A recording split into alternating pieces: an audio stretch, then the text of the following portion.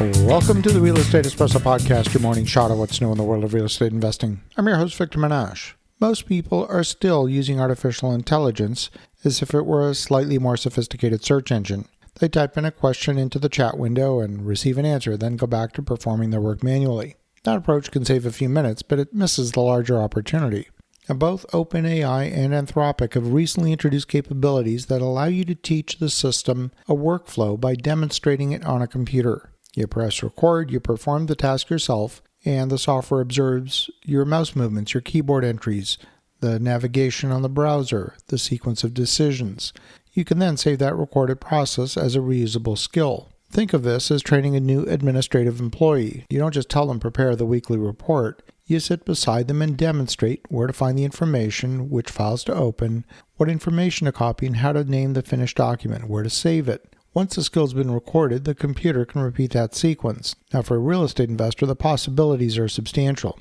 Imagine it's a Monday morning and you log into your property management system. You download the rent roll, the delinquency report, open a spreadsheet, maybe update several tabs, calculate occupancy, compare collections with the prior week, and prepare a summary for your asset management meeting. The whole sequence might take you 45 minutes. It's not difficult, but it requires enough judgment and attention that you've got to perform it correctly.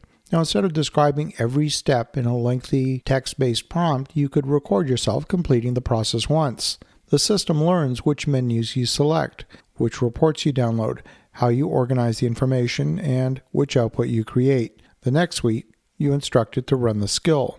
Now, consider construction management. Maybe you have a general contractor who sends a weekly report containing photographs, schedule updates, change orders, requests for information, and outstanding decisions.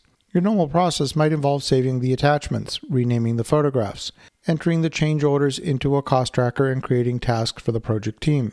This is another candidate for a recorded skill.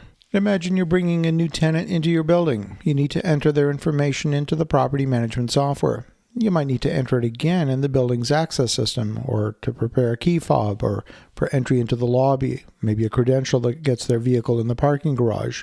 You might need to create an account for them on the building's maintenance portal. The same information gets entered multiple times. Nothing difficult about it. It's just highly repetitive with different systems. So it's not an exact copy, but it's conceptually the same work that you're doing over and over and over again. You're automating the repetitive handling of information so that your attention remains available for more important things that involve underwriting or maybe judgment. Now, there's an important distinction here. The best automation candidates are not necessarily tasks that you dislike the most. They are tasks that are repetitive, stable, measurable, and governed by clear rules.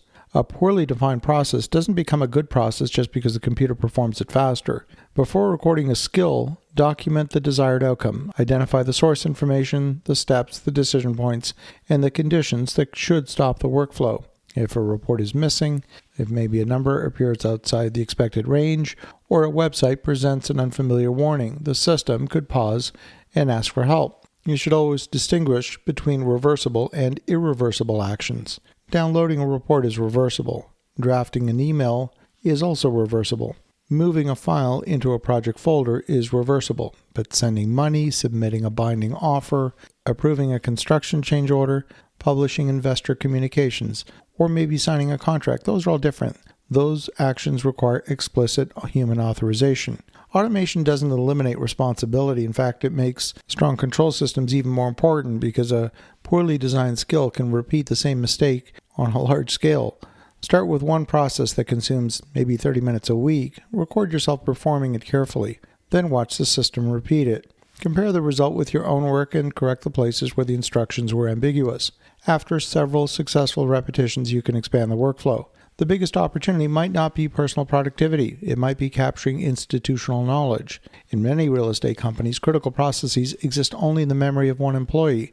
That person knows how to prepare the lender report or reconcile the construction draw, update the investor portal, or retrieve information from a municipal website.